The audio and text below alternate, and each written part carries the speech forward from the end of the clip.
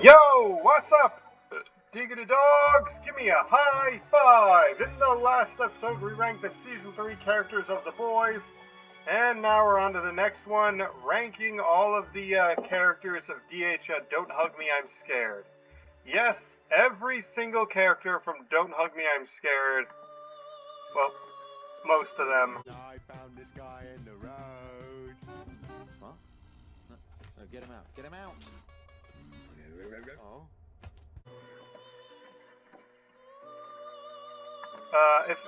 Hopefully all of you now realize, all of you fans of the show realize that there's now season 2, and it is awesome. It is everything you could ask for in a DHM Don't Hug Me, I'm Scared reboot. And it was so awesome, and it's been on my mind so much that I have to do a ranking of the this new dramatis personae. So here we go, and go. The main trio. Spoilers for the next 3 minutes. All of them are S tier. This is just one of the most delightfully wacky characters you could choose for a subverted kids show. Starting with the yellow guy, S tier. I love how he's both naive yet still has a heart of gold. He's not only naive, like a very much a kind-hearted simpleton. Makes him lovable when everything even more lovable when everything goes to shit. There's a lot of good character development with him, and you really feel sorry for him because he feels like he has the least agency because he's a kid, or at least acts like one. So yeah, yellow guy, otherwise known as.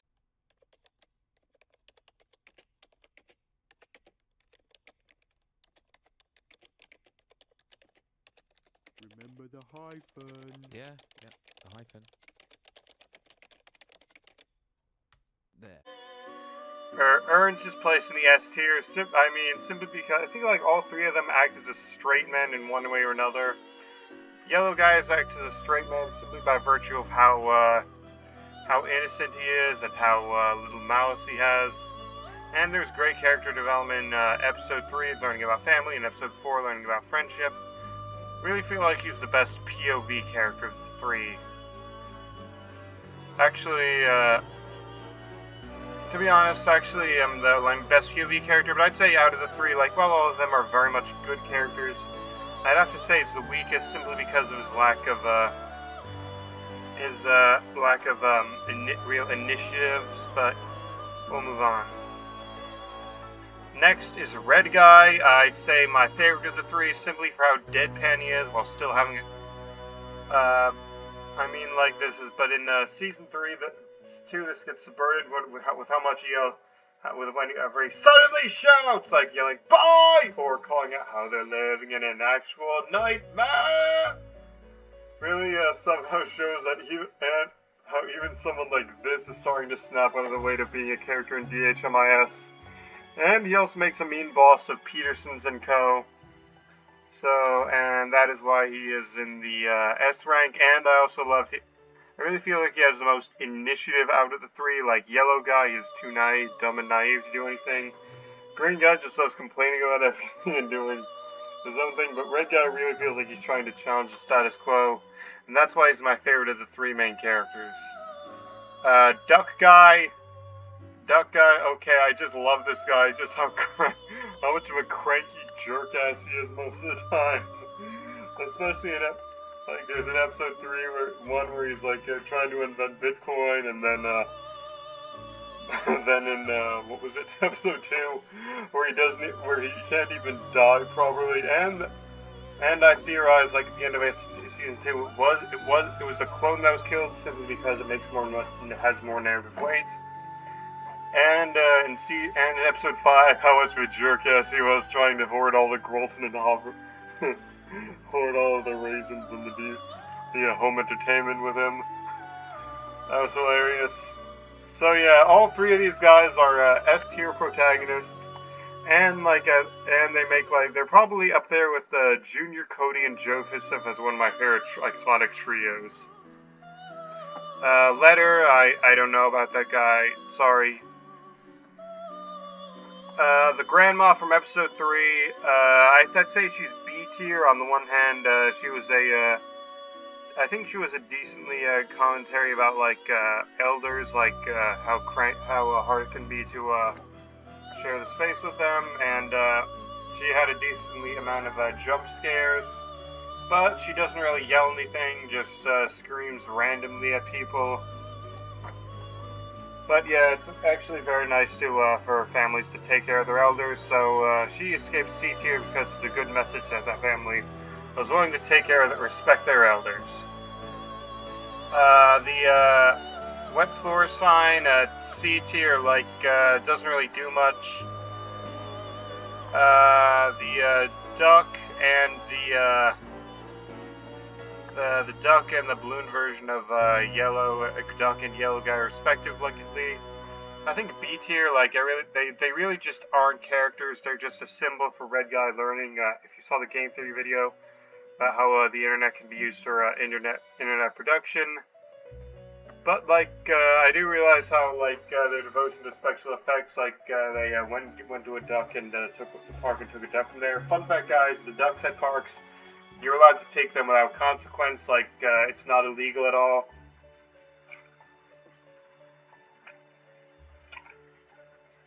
Just took a swig of Pabst Blue Ribbon. And now we get to the first next level character.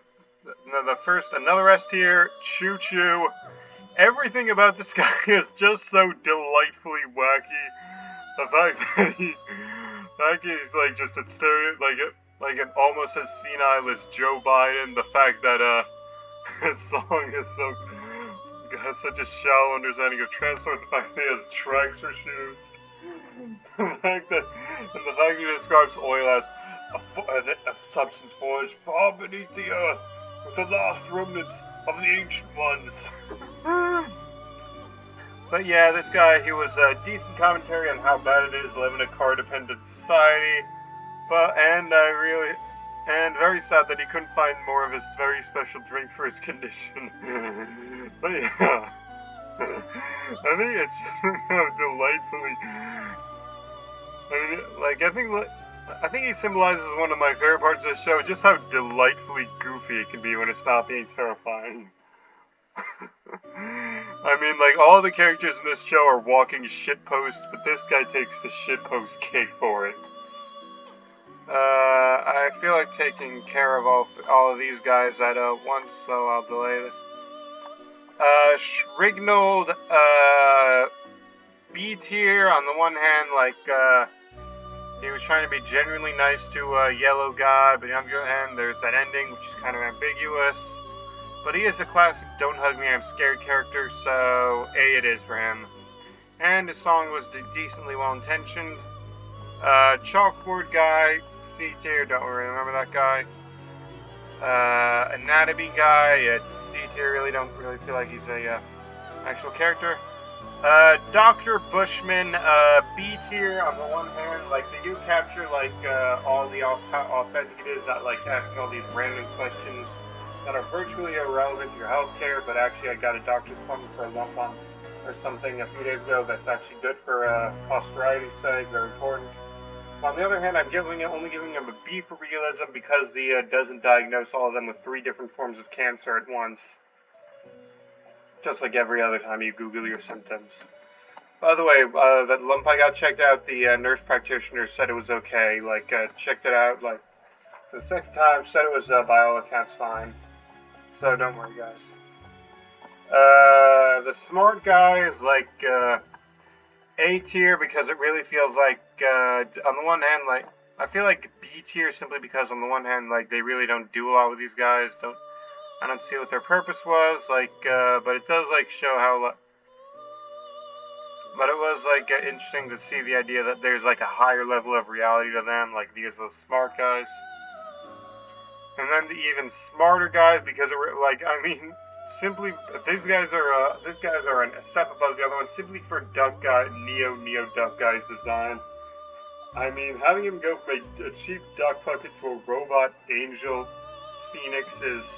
I'm sorry, but that design just goes hard, gets him into A tier alone, and really sells the idea of, like, this interdimensional being. Radio Guy at C tier doesn't do that much.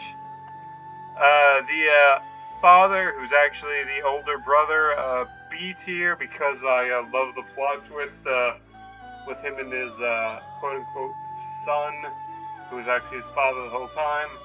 On the other hand, like, he doesn't really have that much characterization other than looking creepy, so he stays in the B tier.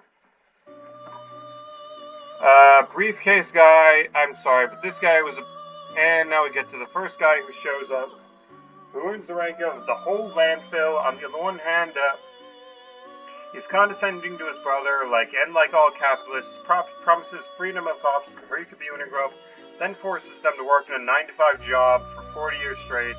And worst of all, he mistreats his younger brother, and you can bet your ass that he has never read one page of his brother's Heart and Joy / his novel, which is his brother's life's work. Fucking piece of shit. Briefcase. Very glad that they showed his corpse in episode 6. The Care Hound, decent amount of A tier, one of the better pieces of horror, especially for episode 1. Really liked the Peppa Pig homage, and just how hollow a lot of emotional support provided by big corporations can be.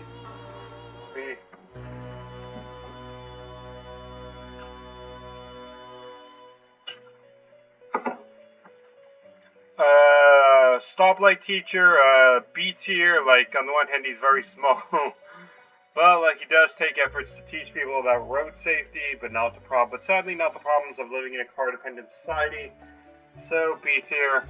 And Colin the Computer, our first classic DHMIS character, easily the second most iconic teacher from the first series.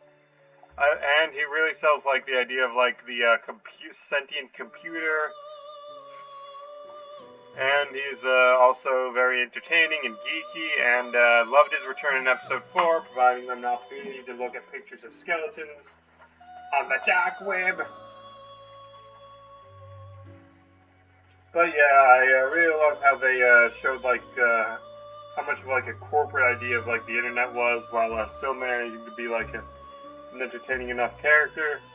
So yeah, he is S tier, one of the great classic DHMIS characters. Notebook, the headcanon GF of Tony the Talking Clock. I just love this is a character, just the reason why I love the Don't Hug Me, I'm Scared community. Apart from making shitty fan theories, they also show us this, they take this series that was supposed to be uber creepy and disturbing, and then just turn into a cartoonish fan base a la Undertale. And you know what, these games are kind of similar, with a bunch of headcanons, a bunch of human art of non-human characters. So yeah, the Notebook, loves how, also really showed, the power of creativity, and also, Mark the Mellow and the series went from a cute animation to being a horror series, so yeah, S tier. And a great example of how much I love this fan base. Lamp, A tier, on the one hand, they're a series 1 character on making them a classic, but it doesn't really go into depth. I'm just sad they don't go into a depth of how weird dreams can be. I mean, dreams can be very inspiring and very terrifying, but really don't feel like they went into enough depth about it.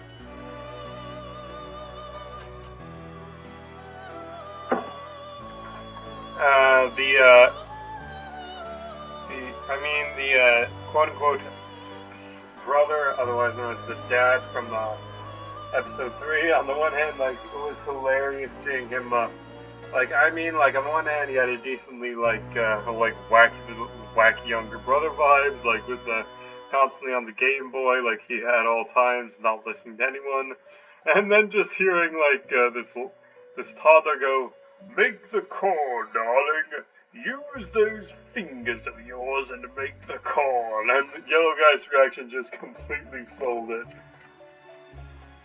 I mean, it just shows that this series isn't just messed up and hilarious. It'll also make you go, what? Saxophone. I mean, great example of how a character. I mean, he teaches the competition how to buy a canoe. So S tier. Like, just really shows how, like, epic this hugest fan base, craziest fan base is. A character can say one crazy line, now a crazy design for 2 seconds, and they get their own fan base. So yeah, S tier. The coffin, I'd have to go with A tier. Like, I mean, like, I really love how episode 2, like, it should have been dark and disturbing given the subject matter, but it was actually lighthearted and funny. Similarly with the coffin, he should have been like this creepy jerk ass, but he was like an annoyed bureaucrat simply for needing to deal with Duck Guy, which is just another because I mean, come on, anyone would be annoyed by Duck Guy. But yeah, it really just shows how, like, in this series, the teachers aren't the ones in complete control anymore. Grolton and Hovris. Oh, by the way, like, I'm putting this on the record. Grolton is the man. Hovris is the dog. Period. So yeah, Grolton, I mean, these guys were just a hilarious cutaway gag, a great show, like, great homage. Wallace and Gromit, I love just how hilariously banal their series was. Randomly, like, just really shows just how banal, like, shows within shows can be on these shows. And how much of a jerk-ass these protagonists can I think, like, the fact that I think what makes this so entertaining is just how ridiculously banal these two acted. Like, don't want to explain the joke, but, like, just showing, like, how, like, dumb a lot of the shows that these watch are. But I think the saddest part about these two characters is the cliffhanger in episode 5, where we never learned whether or not Grolton managed to make his appointment, and it looked really bad given his concern about gum disease. Really hope they made their appointment off screen. Smart yellow guy, A tier. Like, I mean, the whole, like, yellow guy finding the up attic arc. That was a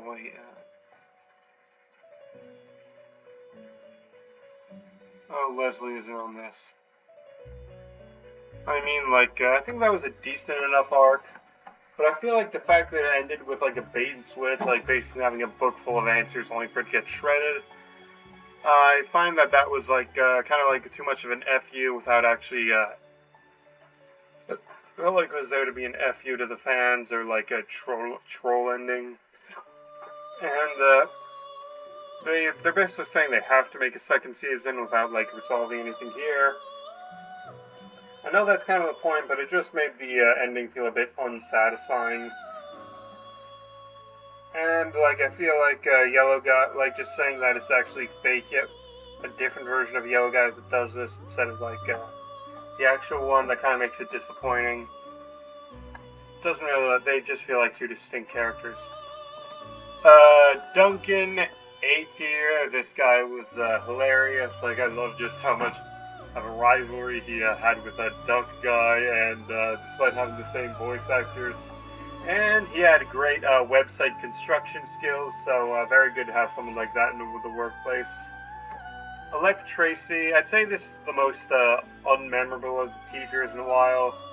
Not only was she, like, overshadowed by the whole, like, fourth floor thing they were looking for with Leslie, but I just feel like the electricity thing was kind of underutilized, to be honest.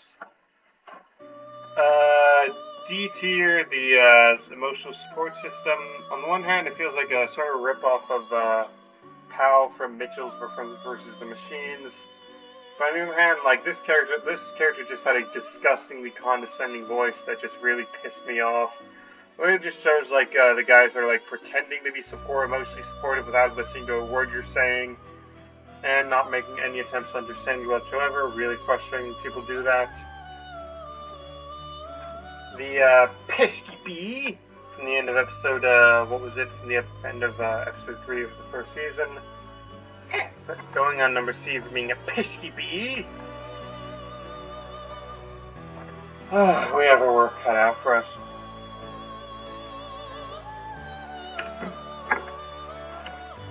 Red Guy's family, B tier. I feel like this was a bittersweet scene.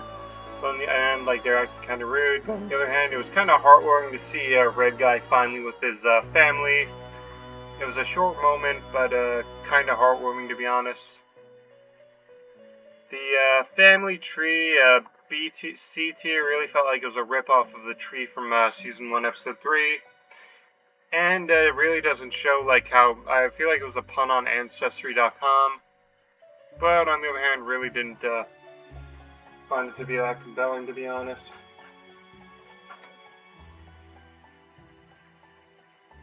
And also, you know that if this existed in Alabama, this would be a dating, this guy would be a dating app or something. The dog, B tier, harder. Gel guy, I mean, this guy knows about gel. What else is there to say? This guy probably would have been one of the better episodes if he had his own one. The Time Child. Time Child! I'm the Time Child! Hey guys, drink this space alcohol and come with me to the 6th dimension! And now we get the first character that isn't just A, isn't just S, but is Ahoy. I mean, Joseph and Becky knew exactly what they were doing with this guy. I mean, the crazy design, the Pizza Hut glasses, the the fact that he offered space alcohol. I mean, this would have been the best episode in the entire series. And they knew exactly what they were doing when they even put Tony the freaking talking clock on that episode, on the same scene. So that is why this guy is the first character of the evening to earn the rank of Ahoy. GPS, D tier for trying to try and force people to go home, and like really captures the feeling of when Waze is glitching out. And it was at least kind of funny to see them say that Clay Hill doesn't exist, and she just goes, "Oh, just shriv it up, I reckon." I don't know this character. Boundaries teacher, C tier, really doesn't do that much. The fax machine, B tier. I mean, it was kind of, really just shows what it's like to why it's bad to surround yourself with yes men when you're in a position of authority. The Apple, C tier for B. I mean, it's really just like a background character, so just gonna keep it there. But green apples are very much healthy. Shovel guy, B tier. Shovels are very useful. The mourners, I have to give them A tier, like the tissue box. Like, I know that the scene was supposed to be funny, but I really found her words of emotional support to the two bereaved friends, yellow guy and red guy. Like, I'm sorry, but that was a legitimately touching scene. So, putting it in A tier, and it was very, I mean, come on, are you saying it's wrong to offer emotional consolement to people who lost a loved one? File guy, A tier, it is very important to have good files to file your files in. It's 11 a.m., 11 p.m. Insurance, A tier for being very much educational. You need good insurance. Despite what the liberal cuckoos tell you, healthcare is not a human right. It is a service, and you need to pay your insurance. Bread, C tier, really doesn't do that much. Okay, the Mr. Lunch, A tier. He cooked a mean restaurant-style lasagna. He'd offered some good hot black water. It was good, and he was friendly with the new guys, and he also made sure to get rid of any freeloaders. And I really like that episode 1, but not as much as I like lasagna. And now we come to the next Ahoy level character, the free vending machine. I'm sorry, but this was just another one of those characters that you'll only ever get in DHMIS. I mean, his melodious voice, his master cooking skills, his eloquent politeness. I mean, this is just the type of character like Bardoon from Hollow Knight or Akechi from Persona 5 that you only ever get once every decade or something. Easily one of the greatest characters in the entire series, and you just do not match the free vending machine. Now, it really feels like his glorious presence elevated this series to the next level. The Bread family, Bread is B tier, C tier because they're probably gonna make the main characters fat. Bread makes you fat. You get fat. No, why would I get fat? Bread makes you fat. Bread makes you fat? Warren the Eagle, and the next guy to fall into the territory of the whole landfill.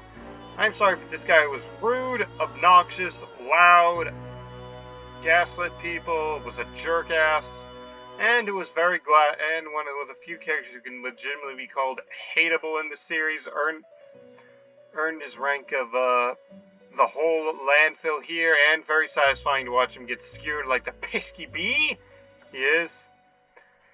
Okay, this guy, another yes man. This character was just garbage.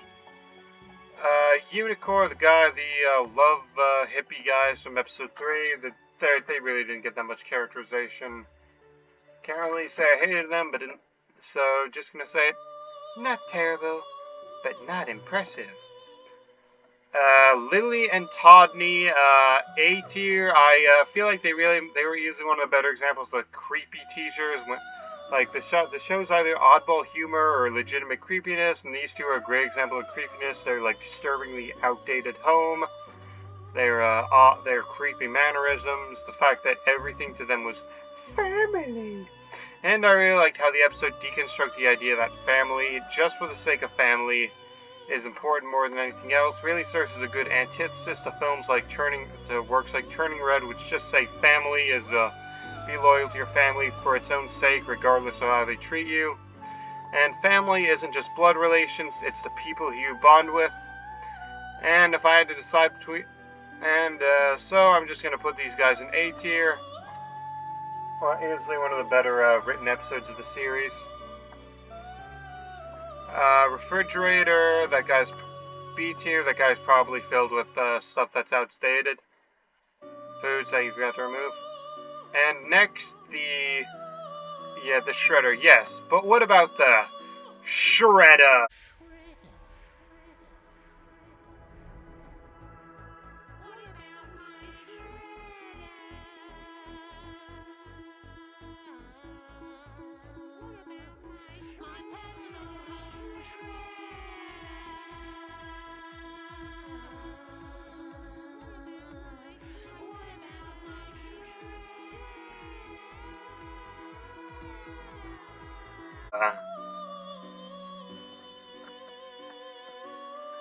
So yeah, the Shredder goes in S tier simply for providing us with one of the hardest moments in the entire series. What about my Shredder? I mean, that is what I love about Don't Hug Me Scares. There's moments of horror, screwball humor, Tumblr fuel, and then moments that inexplicably go hard.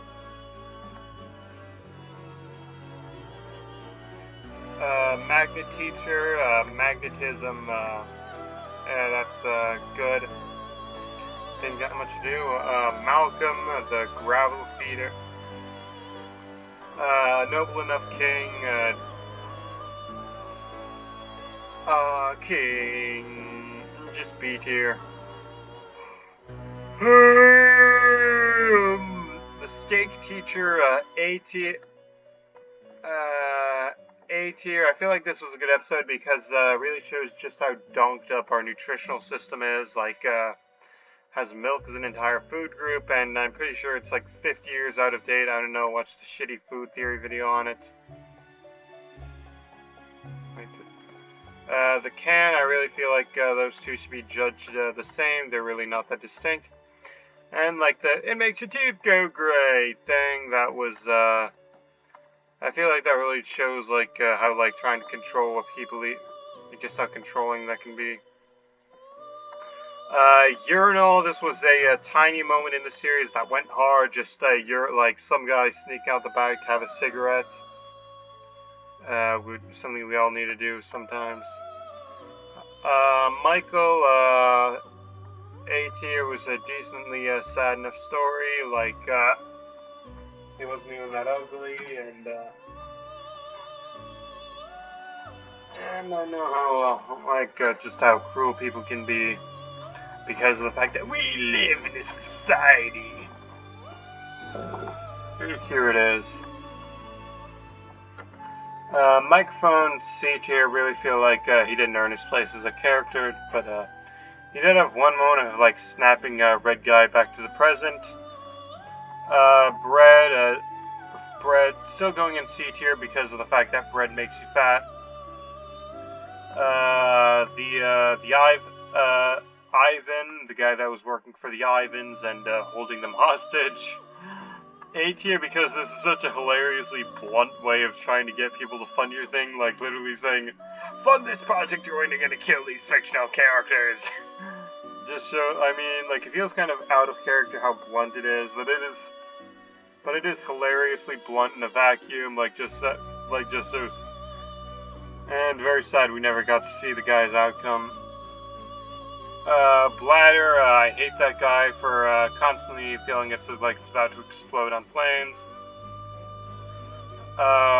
Roy Gribbleston, I mean, this is a classic DHMIS character, right up there with Colin the Computer and Tony the Clock. Like, really just love how they keep him in the shadows for the early series, and then he's just, like, mysteriously in the background. And then it's revealed he was the mastermind the whole time. And he's basically the Gendo Ikari of the Don't Hug Me, I'm Scared series.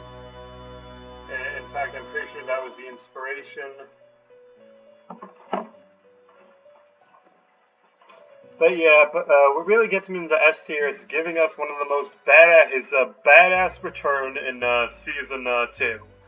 I mean, halfway through the series, having a classic DHMIS character march in and fuck shit up, that is one of those moments that go hard I was talking about.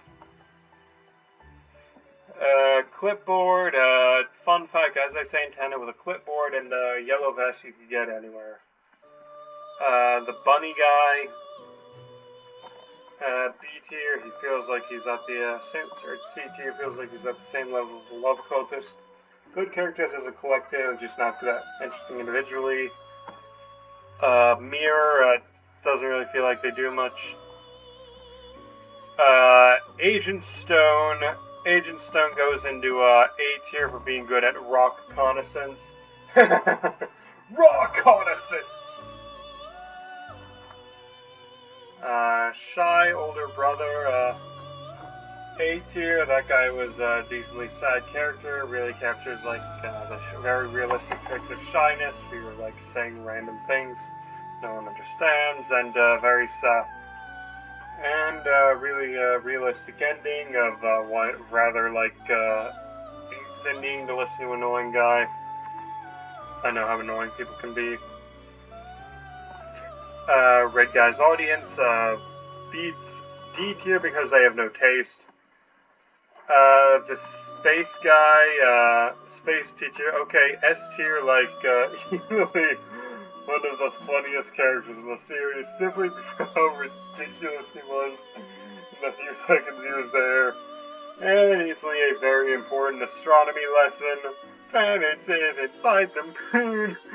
We need a science educator like this nowadays to teach us about the wonders of the cosmos. Yellow guy's GF, C tier, she really doesn't do much other than appear in the mirror. The sports guy, A tier, because I really feel like he captured that, just how little I care about sports. I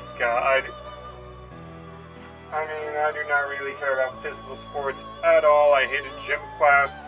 Both of my gym teachers in middle school were a bunch of fucking pigs. So, A tier.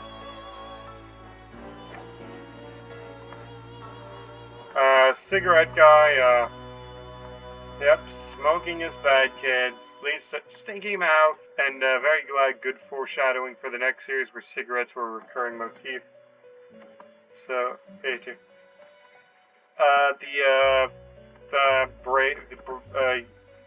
Yellow Guy's imaginary friends, A tier for being some of the, on the one, I really like how they captured, like, the early 2000s CBBC, like, cartoon vibes, like just having that, like just off character designs, like somewhere in the Uncanny Valley.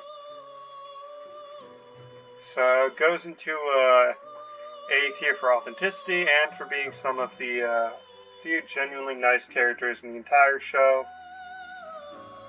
But not sure how much that counts, given that they were like basically in Yellow Guy's head. So just A tier. Stain Edwards, otherwise known as guy that got killed off at the end of episode 2. Like my fan, on the one hand, I like how he was done with claymation. But on the other hand, I really think it was like him that got killed off because I feels like feels like I mean, the entire point of the show is that the characters are always A-okay and the status quo is the same by next episode, and they always make their point, and they always end up back at home. How do I know that? And I just know that. Andy, this guy was a decently okay A tier because he really captured like the cheeky workplace friend vibe. I'd say like episode 1 was my second favorite episode of season 2, right behind episode 5, simply because of how you know what? I'm going to move this guy, Choo Choo, up to the Ahoy category simply because he is not just a walking shitpost, he is a walking fountain of shitposts. I was saying Andy, that guy was, seemed like a nice coworker, and also one of the friendlier coworkers in the series. So yeah. Cut Guy, C tier, like, really isn't a character, just a prop. Now we get to the next classic DHMIS character, Tony the Talking Friggin' Clock. S tier, he appears in a 5-minute video and basically has an entire fandom on Tumblr. Seriously, like, the amount of people, like, how does this guy get turned into a Tumblr sexy man of all people? He's a sentient, he's a talking clock. On the one, judging him seriously, he is a decently, like, entertaining character. It captures, like, probably, like, someone out of Hell. I'm pretty sure this guy walks through, like, Hell of Boss and Undertale could run. And he does have a decent message about how, time works. If you play Persona 5, you'd know that time management is important. Come on, it's Tony the Talking Clock. He doesn't need an introduction, and very glad they gave him a cameo in Season 2.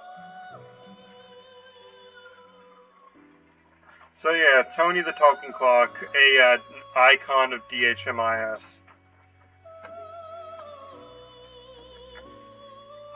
Fake red guy goes in the same as these guys. Not much to say about him. The story tree, B tier, just feels like, all he does is tell the story of Michael and doesn't do much. Now we get to the next character, and now we get to another Ahoy level character, Unemployed Brendan. We all stan Unemployed Brendan.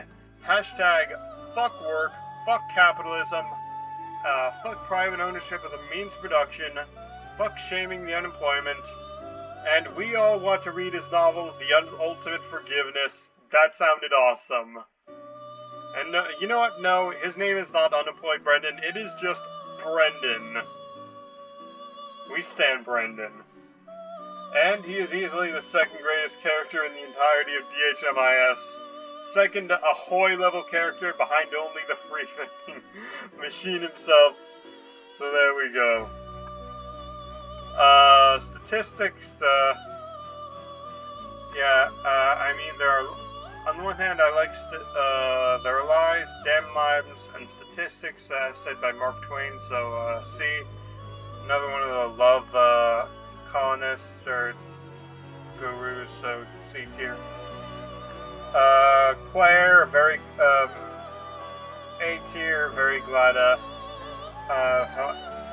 Yellow Guy was able to find love, in the time skip of, episode 1, glad he could start a family, and, yeah, sometimes love can bloom on the work field.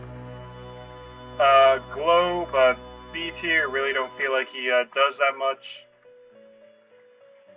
So, just gonna, by the way, Leslie, I'm gonna put her in, 8, so B tier simply because it was just the, icon for episode 4.